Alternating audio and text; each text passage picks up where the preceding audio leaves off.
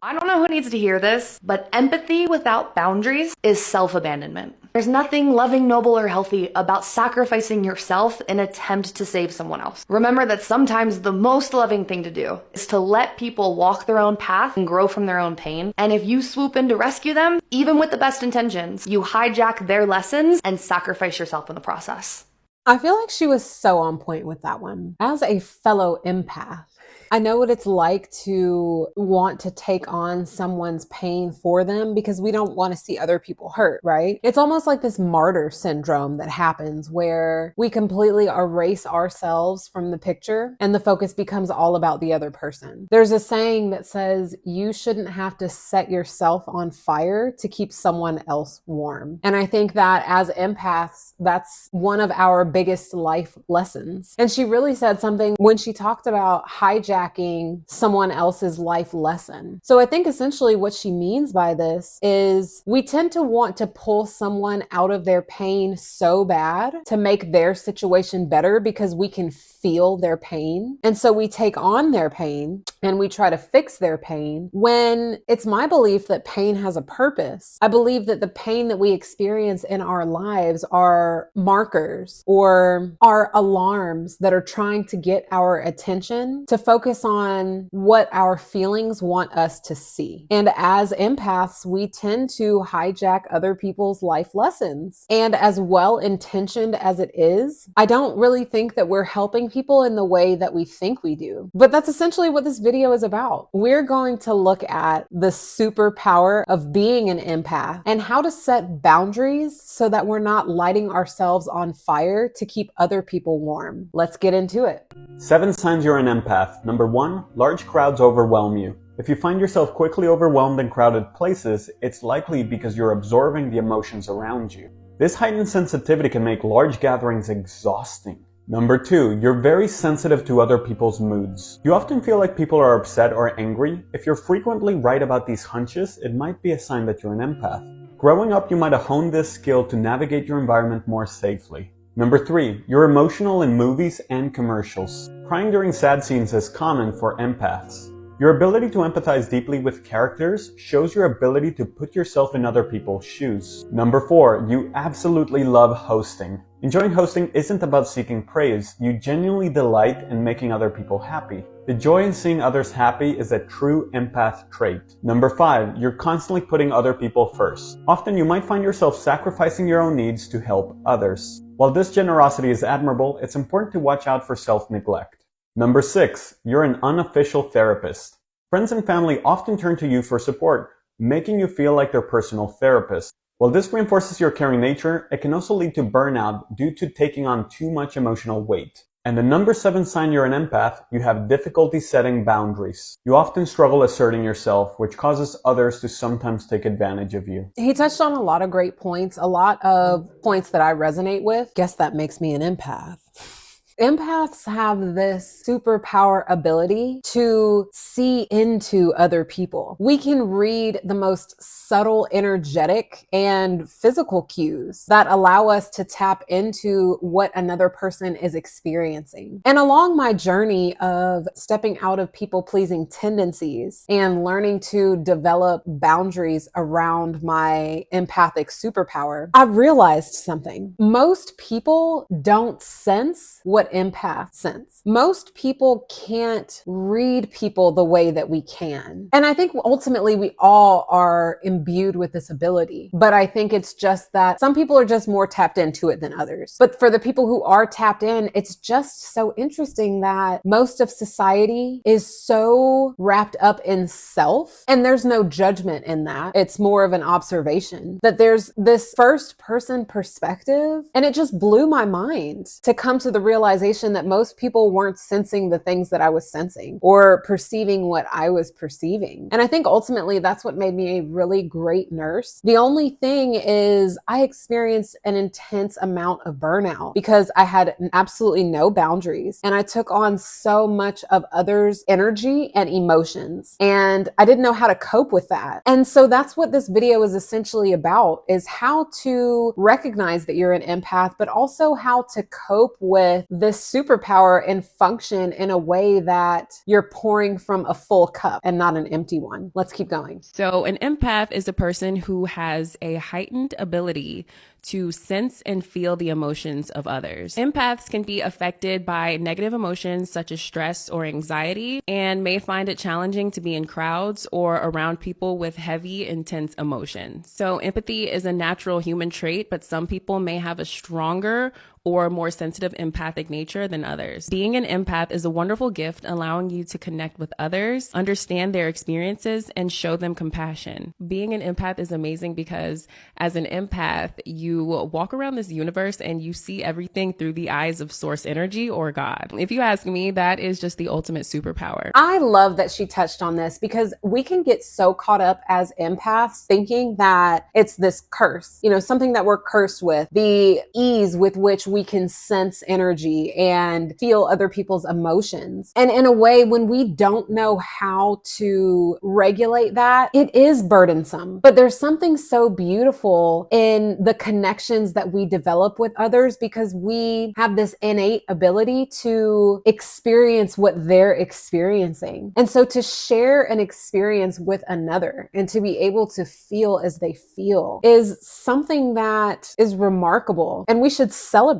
that. But with this amazing superpower that we've been endowed with comes this important responsibility that we have to nurture and care for. Let's keep on trucking. The reason why many people have social anxiety, this is not for everyone, but many people, is because they are so sensitive to other people's energies. For them to be in a crowded room is like being in a room with 100 radios on, all playing different stations at the same time. In other words, there are some people who are, let's call it empathic, who feel everybody's energy, and being in that presence is draining. They leave a social experience feeling exhausted. So therefore, not that they don't want to have human interaction, but the price that they have to pay for said interaction is very, very high. The price that we have to pay is high. We all have a social meter, essentially a social threshold that when we reach is enough and we have to retreat and recharge. And for empaths, because we feel so deeply, that threshold is usually not as high as most people who aren't tapped into other people's energy and emotions. I definitely experienced social anxiety to an extent, and I have always kind of wondered why. And I think that this video really helped me tap into one of the reasons that potentially I experienced social anxiety. I mean, I think it could be a lot of things, such as unhealed trauma around worthiness and abandonment and rejection, but also picking up on so many social cues, so many energetic, emotional body language cues. One thing for me is when I'm speaking to someone, I have a tough time making eye contact when I am on a thought train of expression. So when I'm expressing something to someone that is well thought out or that I'm thinking of as I'm speaking, it's hard for me to maintain eye contact because I'm so sensitive to emotional cues that come out via facial expressions. So I can easily become distracted and thrown off of topic by speaking to someone and noticing the slight changes in their facial expression. And so because I tend to pick up on those things, not only am I having to develop coping skills around being able to observe and not absorb, but also just recognize within myself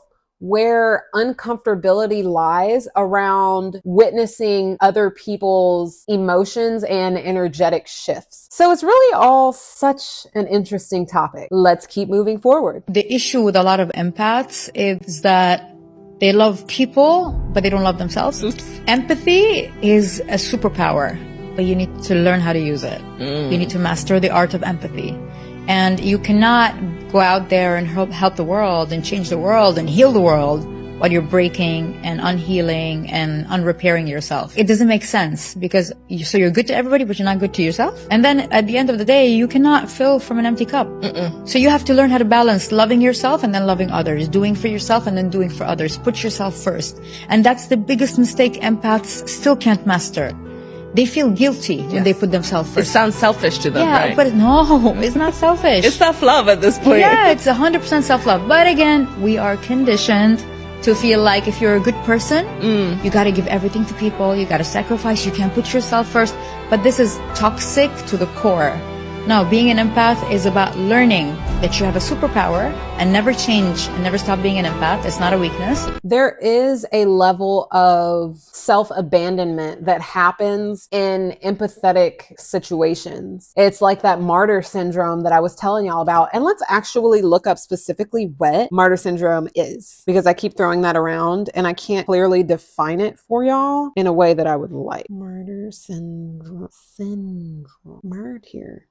Martyr syndrome, also known as martyr complex or codependency, is a psychological pattern where someone consistently sacrifices their own needs for others. Some signs are people with a martyr complex may have low self-worth, have unrealistic values, lack self-care, have difficulty setting boundaries, feel punished for trying to help, feel like nothing they do is right.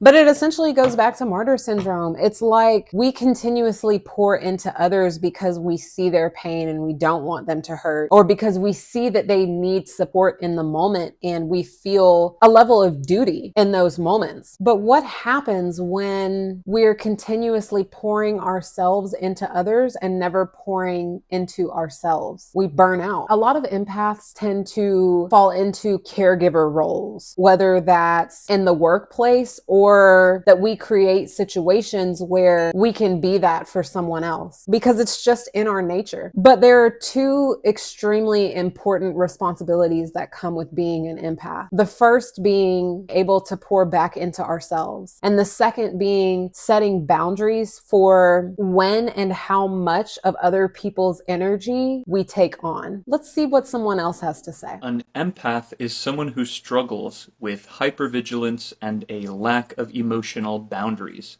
So on the one hand, they are hyper tuned in to even micro behaviors that other people express.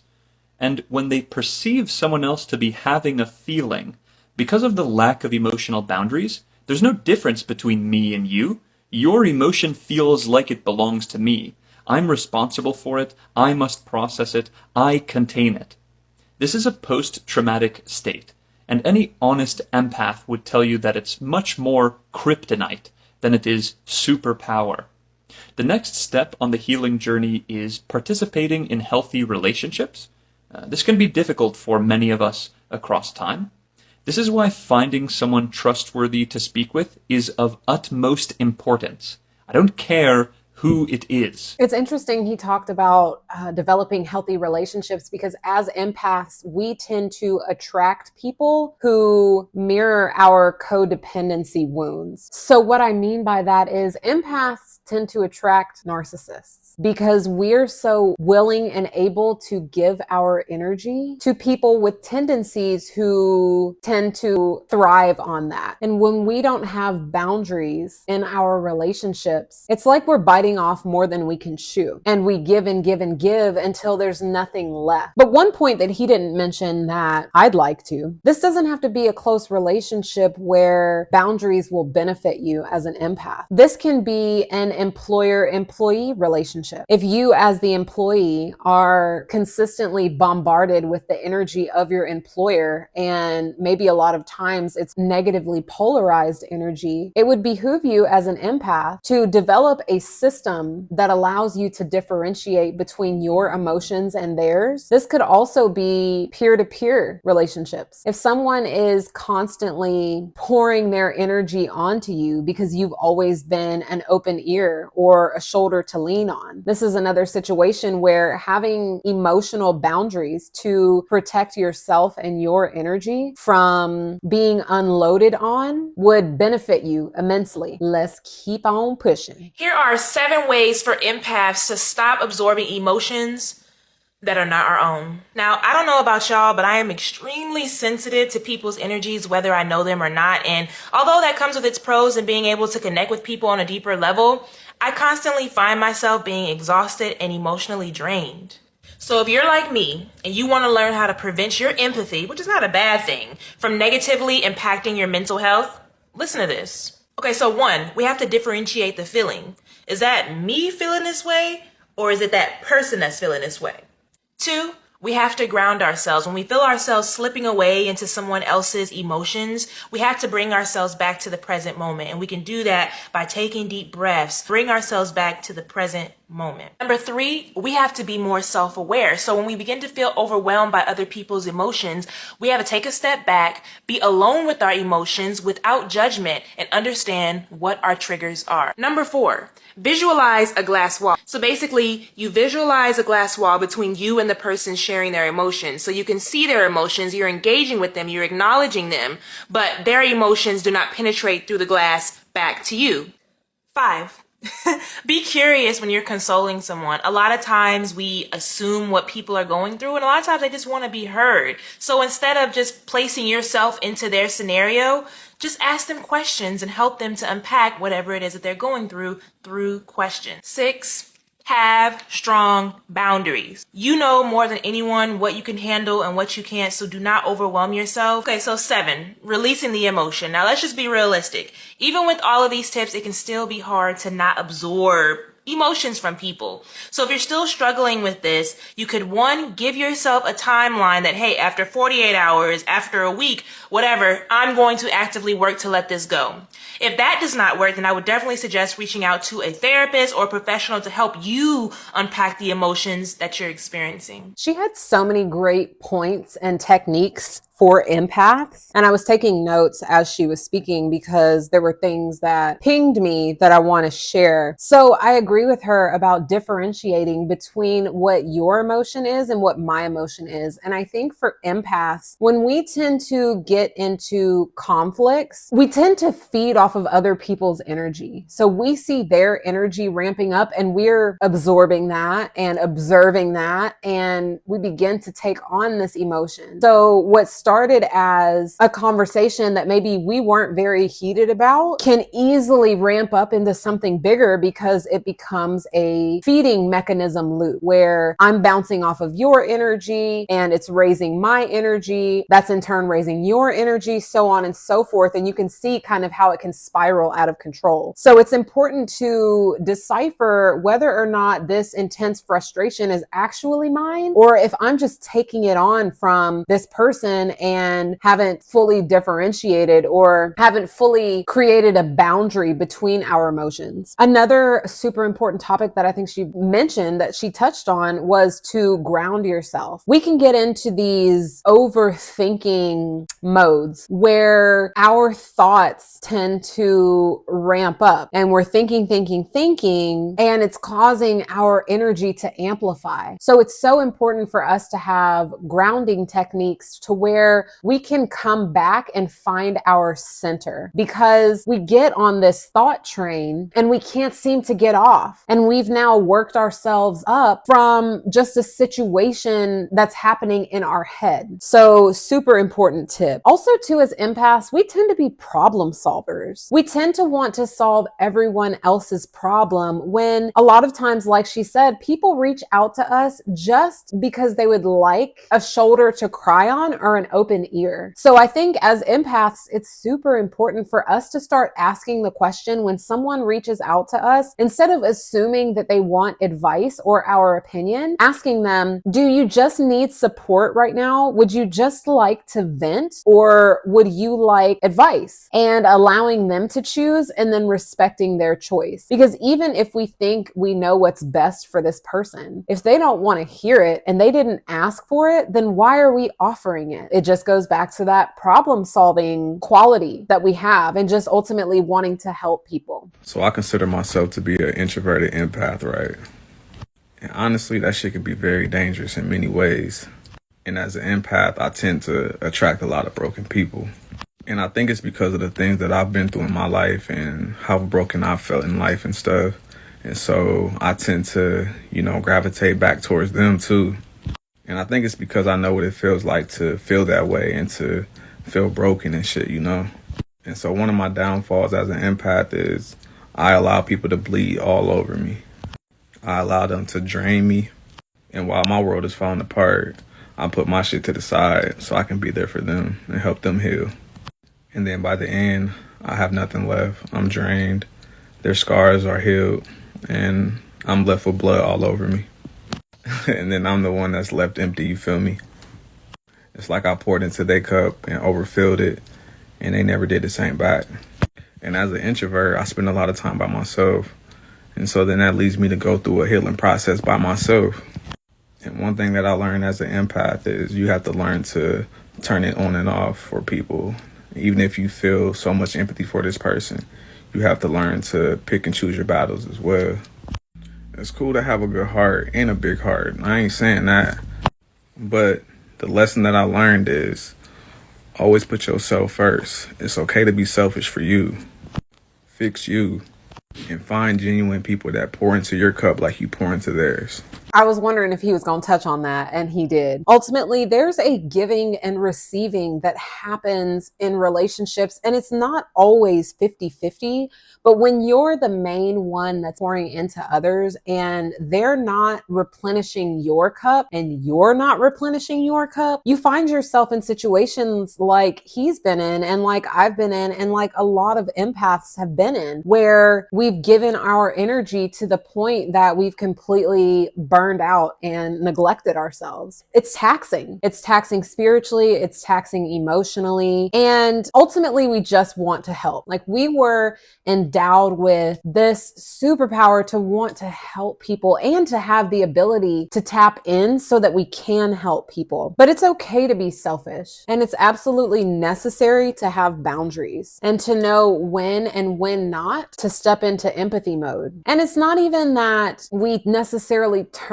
our empathy on or off, because I think it's just something that's there regardless, something that we are just naturally tapped into. But we develop these techniques that keep us from overgiving to the point that we're doing harm to ourselves.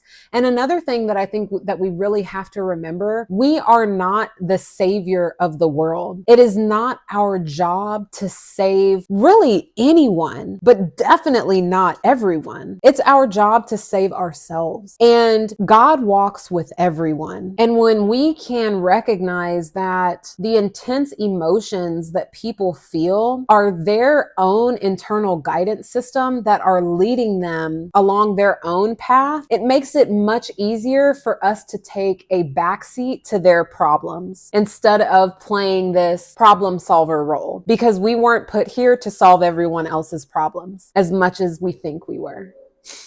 If you're an empath but have no clue how to differentiate others' emotions from yours, you're not using your gift to its fullest potential. Being an empath is the beginning stages of the psychic gift clairsentience, which you can use to read energy, help guide and heal others, and so much more. Differentiating outside energy from your own is key to progressing this ability, so here's how. Number 1, observe. In moments of energy shift, observe the vibration you feel. Only through being in the observer seat of your awareness can you ask where it's coming from and get an answer. Is it you or someone else? All energy has information embedded in it, and it will tell you if you sit with it. You ask it and be open to receiving. That's part of my hyper-awareness strategy, which uses the power of your awareness to achieve any spiritual objective. The second thing is to understand that others' emotions can pull out the same energy from you. So even after you get away from that energy and cleanse yourself, you may still feel it because it triggered your own. In that case, heal. She made such a good point about the importance of observing and then asking. I think a lot of times we think that consciously talking to ourselves is crazy. But the thing is we're always talking to ourselves. Thoughts are always running through our mind. We're always narrating things and hearing this voice inside of our head. So since it's something that we already do, why not start utilizing it in more of a conscious way? So asking ourselves, what is this energy that I'm feeling? And then sitting in stillness and waiting for the answer. A lot of people won't try this because they don't actually believe that an answer will come. But it's a form of introspection that I've found super helpful for myself along my own healing journey. I self-inquire. I ask myself what I'm experiencing. I ask myself questions from a higher perspective. So you've got little you in this ego, this body, and then you've got big you, which is like your higher self. And the two communicate with each other, whether you know it or not. But why not have a conscious conversation with your higher self? Or why not have a conscious conversation as your higher self talking to your smaller self, your little self? It's an interesting concept, and I hope you try it. And when you do, and if you come to find that it's helpful, definitely drop a comment below. I want to know what your experience is like. If you've reached a glass ceiling in your growth, keep listening because this video is for you. If you feel like you're hitting a wall, it's because you are. And that wall is something that you are refusing to take responsibility for. I know that you can't take responsibility for something if you're not sure what it is you're supposed to be taking responsibility for, but what it comes down to, your ability to respond is your ability to consciously make a different choice. Choose differently. Now you can choose what you can control. So the first thing you have to do is separate out what you can't control to what you can control.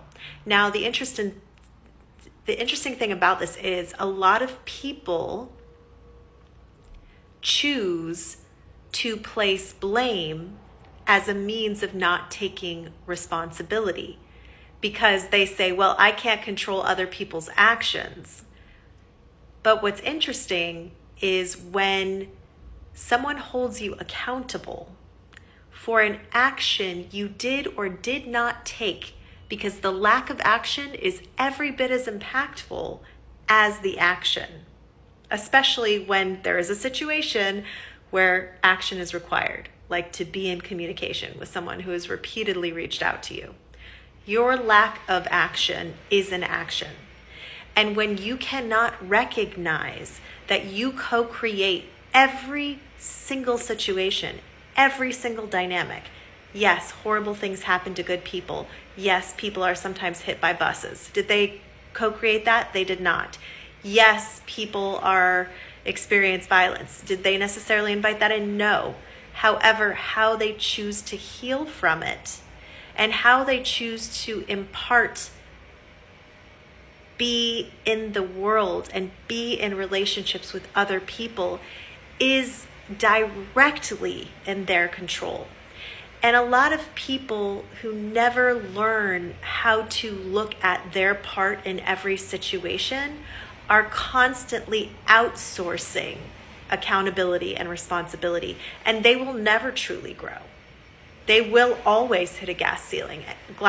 And when they hit that glass ceiling, essentially what they'll do is they'll return to the old story and the old patterns of distraction and addiction. Because you know what?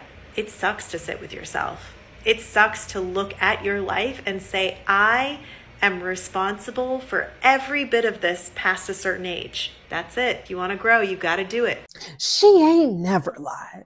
Like, it's so true though, what she's saying. We do co-create every scenario. Our ego tends to blank us out of the situation. And so because we can't see ourselves as active participants, literally we can't see ourselves. We only see the projection of the world. In any situation, it's like we're talking to someone, but we can't see back at ourselves. And so the ego essentially blanks us out in our perception of what's happening. And so we tend to not take accountability for our actions, for our responses, for our emotions. And when we don't take accountability for what we're directly in control of, we're really doing ourselves a disservice. I like to put it like this. If we're continuing to experience the same scenario over and over again, either with the same person or with other people, but still the same type of situation where we're experiencing the same type of trigger or the same type of emotional response or the same type of outcome, that there is a lesson in there for us that we're not understanding because it keeps happening. And ultimately, when you learn the lesson, it goes away. And so we really have to take a look at our patterns and take a deeper dive into ourselves beyond what we're seeing on the surface level. And things that seem so small, but that still disturb your peace and occur on a repeated basis and are a pattern of yours,